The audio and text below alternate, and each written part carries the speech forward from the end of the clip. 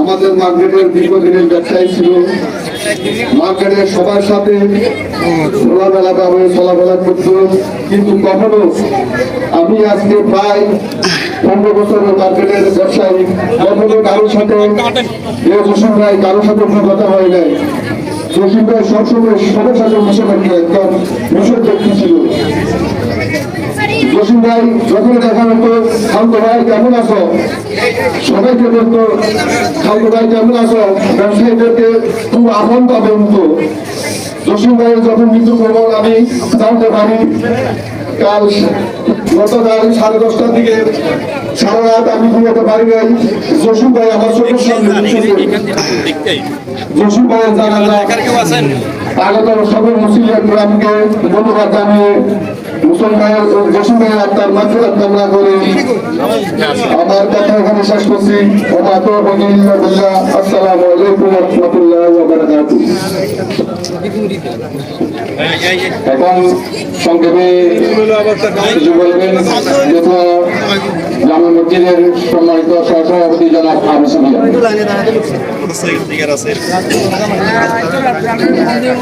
আসসালামু আলাইকুম ওয়া রাহমাতুল্লাহি ওয়া বারাকাতুহু। জসিম আমার ভাতিজা জসিমের জানা যায় আগত এলাকাবাসী দূরান্ত থেকে আমার সকল মেহমানিত, আসলে আল্লাহর সিদ্ধান্ত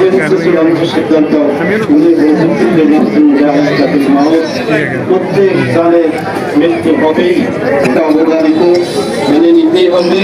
আমরা অনেকেই বলি যে অকাল মৃত্যু এত অল্প বয়সে চলে গেছে, ভালো একজন মানুষ করে উঠেছে, আমি মেনে নিতে পারছি না। এই কথাগুলো আপনারা আসলে আমাদের বলা উচিত না, এটা আল্লাহর সাথে আল্লাহ আমাদের সাথে একটা সাংঘর্ষিক বিষয়।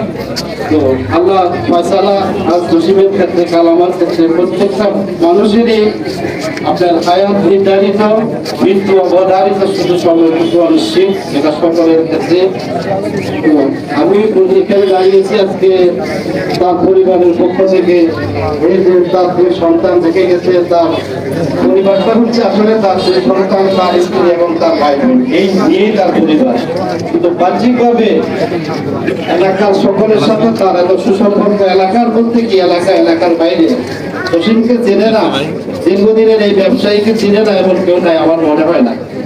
অত্যন্ত ভালো মনের মানুষ ছিলেন, উনি সকলের সাথে আন্তরিকতা দিয়ে মিশতেন, তার মনে ছিল না, কখনো হাস্যোজ্জ্বলভাবে সকলের সাথে মিশতেন, কখনো অহংকার ছিল না, তার গর্ব ছিল না, মানুষের প্রশংসা করতে পারলে সে আত্মতৃপ্তি পায়।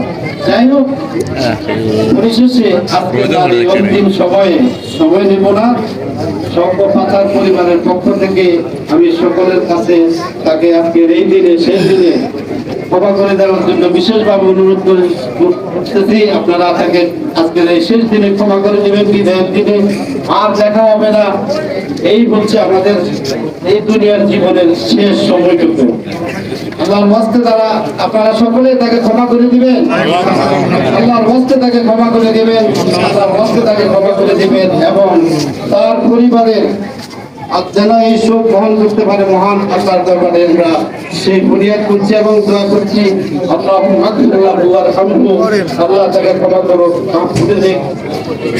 পরিবারের সদস্যদের আল্লাহ যেন শোক বহন করার শক্তি দান করেন। তাদের পরিবারের পক্ষ থেকে আমি একটা আবেদন জানাচ্ছি আপনাদেরকে, দীর্ঘদিনের ব্যবসায়ী হিসাবে, চলার পথের সাথী হিসাবে, আমরা মানসিক সামাজিক টিম হিসাবে আমরা অনেকের সাথে আলাপ করি, কথা বলি, অনেকের কথায় মনে কষ্ট চেয়ে থাকতে পারে হয়তো বা। তার কাছে আমি দেখেছি রাজনীতি মুখ্য বিষয়, তার কাছে প্রত্যেকটা মানুষ একজন মুসলমান হিসেবে প্রতিটা মানুষ তিনি সবার সমান দেখতেন। আজকে শেষ টাইমে আমি সবার কাছে অনুরোধ করবো, তবে আপনার তাকে ক্ষমা করবেন, সবাই তাকে ক্ষমা করবেন। আসসালামু আলাইকুম ওয়া রাহমাতুল্লাহি ওয়া বারাকাতুহু। এখন সংক্ষেপে বক্তব্য রাখবেন জনাব কামাল উদ্দিন। আমাদের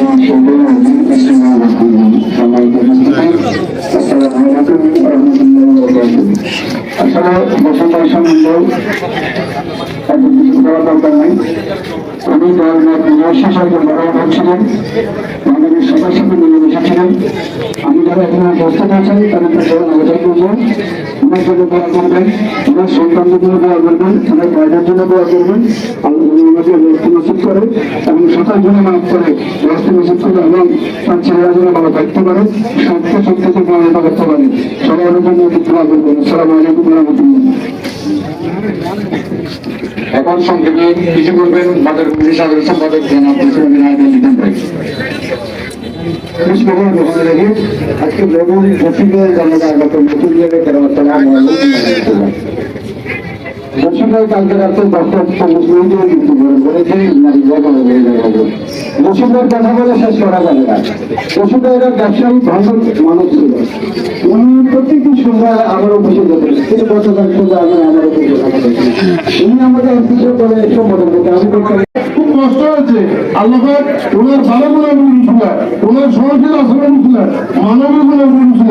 ওনাকে তিনি জান্নাতের মেহমান হিসেবে পূরণ করে, জান্নাতের উচ্চ মাকাম নাম করে এই মজলিসে ওনার জন্য এই প্রার্থনা করে আল্লাহ রাব্বুল আলামিনের কাছে প্রার্থনা করে বিদায় নিলাম। আসসালামু আলাইকুম।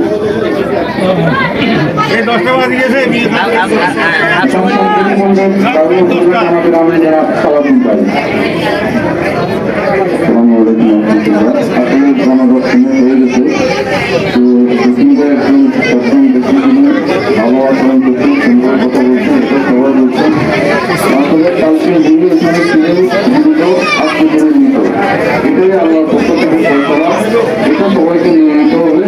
এরকম ভাবে আমাদেরকে সুনিশ্চিত হবে। আজকে আমরা জানাজা অংশগ্রহণ করেছি, কিছুক্ষণ পরে আমাদের জানাজার আয়োজন করা হবে।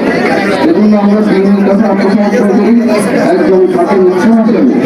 আমরা আমাদের যে কিছুই সাথে যাবে না, এত বন্ধু বান্ধব কেউ সাথে যাবে না, আমাদের শুধু আমলটাই থাকবে।